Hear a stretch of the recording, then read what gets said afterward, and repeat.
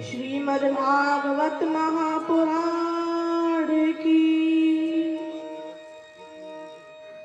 वर्णानामर्थ संघानां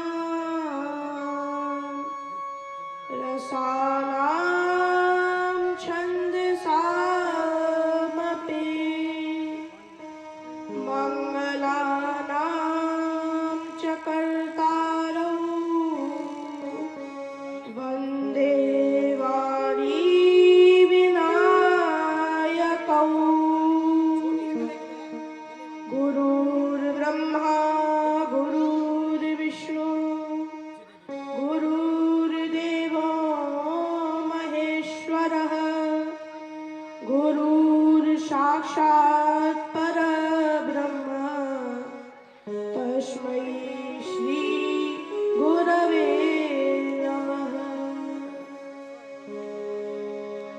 सर्वप्रथम श्रीमद्भागवत महापुराण के चरणों में शत शत नमन, कोटि कोटि वंदन। परम पूज्य व्यास जी के चरणों में वंदन एवं आप सभी के हृदय में विराजमान भक्ति मैया को साष्टांग वंदन। भगवान श्री कृष्ण के चरणों में प्रणाम। आप सभी माताओं बहनों को, भाइयों को, दादाओं को प्रणाम। तो मैया आप सभी यहाँ आई हैं, श्रीमद् भागवत कथा का श्रवण आप सभी लोग कर रहे हैं, तो इसका अर्थ यह हुआ कि आप सभी के हृदय में भक्ति है। क्योंकि जब तक आपके हृदय में भगवान की भक्ति नहीं होगी तब तक आपको इस कथा का पान नहीं मिलता। इसलिए आप सभी के हृदय में भक्ति है और उन भक्ति महारानी को भी मेरा प्रणाम है। क्योंकि जिसके हृदय में वह भक्ति महारानी है, संसार में वही जीव धन्य है। और भगवान ने हमें यह मनुष्य शरीर इसीलिए दिया है, भगवान की भक्ति के लिए, वरना अन्य कोई शरीर भी तो दे सकते थे। मनुष्य शरीर ही क्यों दिया? यह मनुष्य शरीर पंच महाभूतों के द्वारा रचित है एवं भगवान ने उनका सृजन किया है। गोस्वामी तुलसीदास जी भी कहते हैं, हो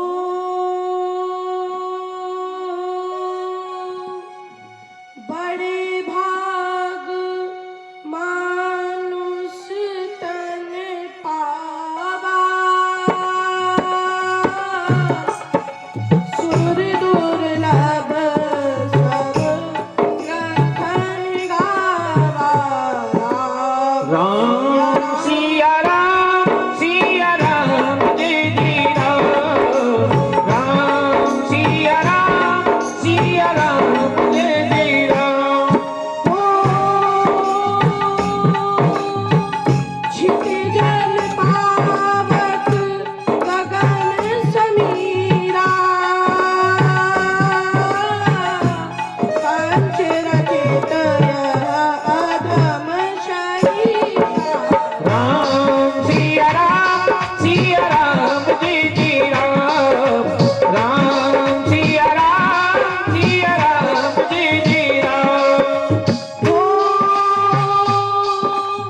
मंगल भवन मंगलहारी, द्रवहु सुरस रस अजिर बिहारी। राम सिया राम जय जय राम। राम सिया राम जय जय राम। तो यह शरीर हमें भगवान की भक्ति के लिए ही मिला है। छित जल पावक गगन समीरा, पंच रचित है अधम शरीरा। यह हमें भगवान की कृपा से ही मिला है। अच्छा, भगवान नाम में 5 अक्षर हैं और वो पांचों अक्षर ही इन पांचों के जिनके द्वारा ये शरीर बनाया गया है, उसका कोड है। ये शरीर बना है क्षितिज पावक गगन समीरा, पृथ्वी, भूमि, आकाश, जल, अग्नि और वायु, इन पंच महाभूतों से ये शरीर मिला है। और यही पंच महाभूत भगवान नाम में आते हैं। सर्वप्रथम भा, भा अर्थात भूमि, फिर गा, गा अर्थात गगन आकाश, वा, वा अर्थात वायु, और वा पे आ का डंडा, आ अर्थात अग्नि, और अंत में ना, ना अर्थात नीर, जल। तो भगवान नाम के ये जो 5 कोड है, पंच महाभूत हैं, इनके द्वारा ही ये शरीर बना है। तो इसी शरीर से हमें भगवान की प्राप्ति होगी, दूसरा कोई शरीर नहीं है। इसलिए भगवान की भक्ति करो। नहीं तो आजकल के गृहस्थ तो बहुत हैं, बहुत गृहस्थ हैं जो भगवान की भक्ति ही नहीं करते। माता पिता को घर से निकाल देते हैं, और जब कोई नया काम हो, दुकान खोली जाए या किसी व्यापार की शुरुआत करनी हो, तो बड़े बूढ़ों से, बुजुर्गों से कोई परामर्श नहीं लेते। परामर्श लेते हैं तो किससे? बोले साले साहब से जाकर के परामर्श लिया जाता है। और ब्रज में कहावत है कि दीवार बिगाड़े आरो और घर बिगाड़े सारो, घर बिगाड़े सारो। और अब यहाँ देखो, सब लोग कोई नया काम शुरू हो तो सबसे पहले साले साहब से जाके परामर्श लेना चाहिए। लेकिन यदि साला भी कृष्ण जैसा हो ना, तो घर बिगड़ता नहीं, घर सुधर जाता है। अब वो आपके ऊपर है, आपको कृष्ण लाना है या कंस लाना है। इसलिए भगवान की भक्ति करिए, सनातन धर्म को अपनाइए, क्योंकि इस समय सनातन धर्म बहुत ही बुरी स्थिति में है। सनातन धर्म की गौ माता की कितनी बुरी दुर्दशा हो रही है, कितनी बुरी दुर्दशा हो रही है। और बल्कि सनातन धर्म ही सब धर्मों का सृजन करता है। सबसे पहले सनातन धर्म ही था और कोई धर्म नहीं था, परंतु आज उसी सनातन धर्म की स्थिति सबसे ज्यादा बिगड़ी हुई है, और उसे हम आप सब लोग ही वापस ला सकते हैं।